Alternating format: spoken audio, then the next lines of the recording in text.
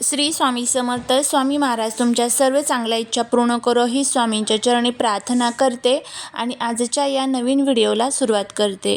मार्गशीर्ष महिन्यातील सर्व गुरुवार पूर्ण झाल्यानंतर शेवटच्या गुरुवारी या व्रताचे उद्यापन केले जाते. उद्यापन म्हणजे व्रताची योग्य पद्धतीने सांगता करणे. उद्यापनाच्या दिवशी सकाळी पूजेनंतर किंवा संध्याकाळी हळदी-कुंकू कार्यक्रमाच्या वेळी केले जाते. उद्यापनाच्या दिवशी पहाटे लवकर उठावे, स्नान करून शुद्ध व्हावे आणि नेहमीप्रमाणे रोजची पूजेची तयारी करावी. ज्याप्रमाणे दर गुरुवारी महालक्ष्मीची मांडणी, कलश स्थापना, मुखवटा, मूर्ती केली जाते, त्याप्रमाणे मांडणी केली जाते. व्रताचा पूर्ण करण्याचा संकल्प जो आपण केलेला असतो, तर तो संकल्प आपल्याला सोडायचा असतो. महालक्ष्मीची विधिवत पूजन करावे, महालक्ष्मीची व्रतकथा वाचावी, आरती करावी, नैवेद्य दाखवावा आणि महालक्ष्मी व्रताचं उद्यापन हे आपल्याला करायचं असतं. मार्गशीर्ष महिन्यातील 2025 मधील शेवटचा गुरुवार हा 18 डिसेंबर वार गुरुवार या दिवशी आलेला आहे. या दिवशी आपल्याला मार्गशीर्ष गुरुवारच्या व्रताचं उद्यापन जे आहे तर ते करायचं आहे. जर एखादा तुमचा गुरुवार गेलेला असेल तर उद्यापन कसे करावे, एकही गुरुवार तुम्ही केला नाही तरीही उद्यापन कसे करावे, उद्यापन करण्याची योग्य पद्धत काय, याबद्दलची सविस्तर माहिती या आजच्या व्हिडिओमध्ये आपण बघणार आहोत. त्यामुळे व्हिडिओ हा स्किप न करता शेवटपर्यंत नक्की पहा. चॅनलवरती नवीन असाल तर सबस्क्राईब करा आणि असेच माहितीपूर्ण नवनवीन व्हिडिओ पाहण्यासाठी बेल आयकॉनलाही प्रेस करा, म्हणजे जेव्हा कधी मी नवीन व्हिडिओ अपलोड करेल त्याचं नोटिफिकेशन सर्वात अगोदर तुम्हाला भेटेल आणि तुम्ही एक पण व्हिडिओ मिस करणार नाही.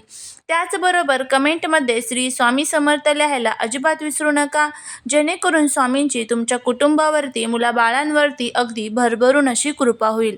सर्वात प्रथम आपण बघूया, ज्यांनी एकही मार्गशीर्ष गुरुवार केला नाही तरीही त्यांनी उद्यापन कसे करावे. बघा काय होतं, सध्याच्या या धावपळीच्या जीवनामध्ये प्रत्येकाला ते शक्य होत नाही की आपण गुरुवारचा उपवास करावा, पूजा करावी. पण प्रत्येकाला वाटतं की आपल्याकडनंही देखील आपल्या आई लक्ष्मीची सेवा व्हावी, आपल्याकडनंही काहीतरी पुण्य घडावं.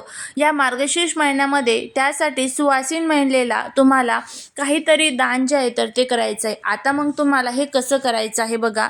सर्वात प्रथम तुम्हाला आपली रोजची काही घरातली जी देवपूजा असेल ती करून घ्यायची आहे. देवी लक्ष्मीला तुम्ही अभिषेक करा.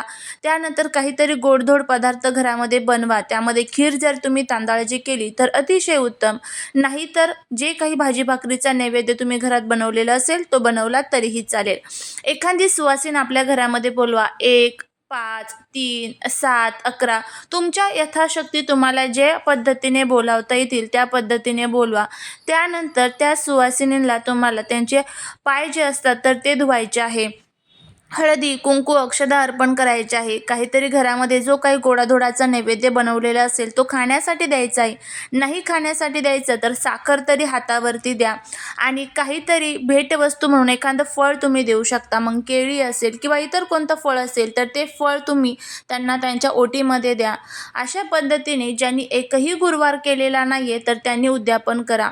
आता त्यानंतर आपण बघूया की ज्यांनी गुरुवार केलेले आहेत तर त्यांना उद्यापन कशा पद्धतीने करायचं आहे.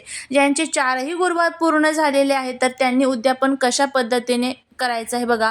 आपल्या घरी किमान 5, 7, 9 किंवा यथाशक्तीनुसार सुवासिना किंवा कुमारिकांना सायंकाळी हळदी कुंकवासाठी आणि जेवणासाठी अवश्य असल्यास आमंत्रित करावे. घरी आलेल्या सुवासिनींचे महालक्ष्मीच्या रूपात जयघोषात स्वागत करावे. त्यांना बसण्यासाठी आसन द्यावे, त्यांचे पाय धुवावे, त्यांना हळदी कुंकू लावून अक्षदा व्हाव्यात.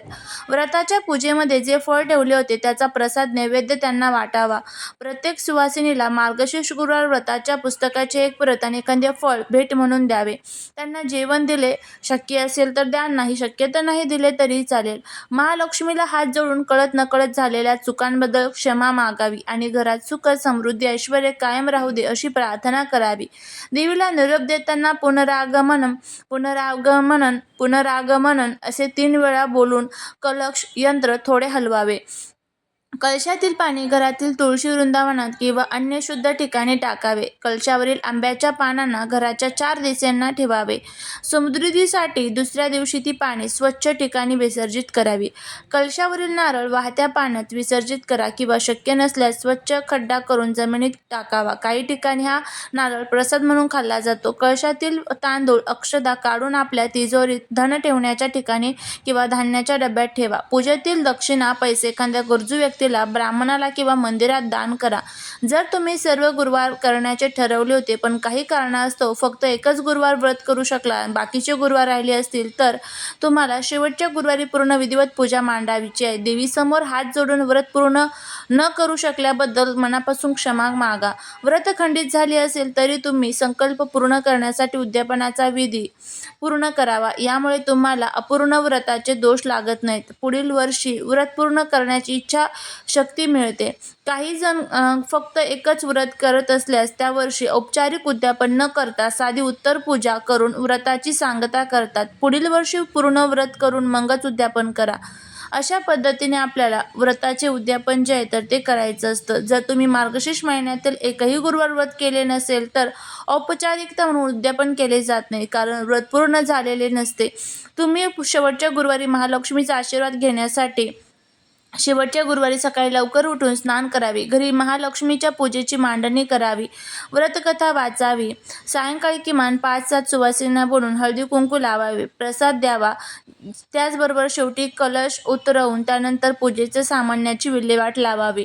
या दिवशी तुमचा उपवास नसला तरी तुम्ही पूजेची मांडणी आणि हळदी कुंकू समारंभ करू शकता. हे कृत्य व्रताचे उद्यापन नसून महालक्ष्मीच्या कृपेसाठी केलेली पूजा आणि सांगता आहे.